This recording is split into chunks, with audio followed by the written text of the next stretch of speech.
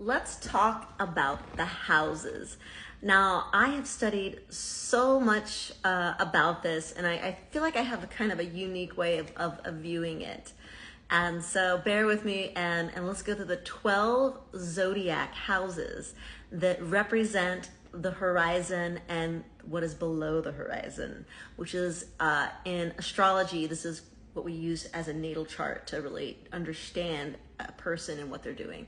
So houses 1 through 12. So the way that I see the houses is the first house is kind of like an infant, right? This is your consciousness. It's a small ball. You're just discovering, I'm me. This is who I am. And the first house really is that. It's you, it's your ego, it's your physical body, the physical representation of your body. And it's just your consciousness. It's a tiny little baby consciousness. Just poof, there it is, just coming into existence.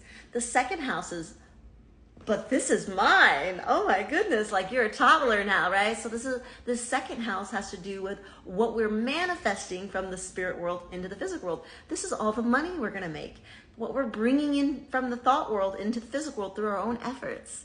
And it's still not a big consciousness, so it's gotten a little bit bigger. The third house represents, but I want to speak, I want to say these things, I want to do this. And this represents really the state, like the third house is usually ruled by Gemini, which is communication. This is media, this is art, this is writing, this is all the little lower learnings that we have to learn and graduate preschool before we go to the next grade. This is our siblings, this is our neighborhood, all those things represent the third house, right?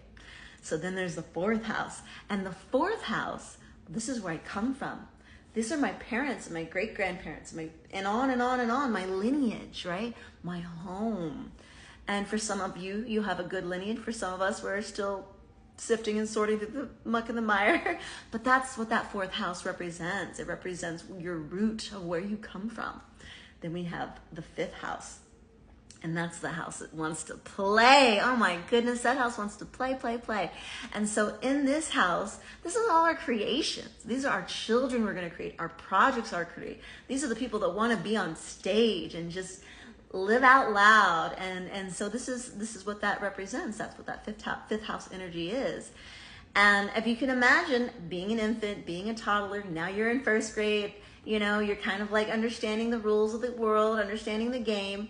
The sixth house is, but I got to give back to this family, you know, I got to contribute to these people that brought me into this. I've got to take responsibility, right?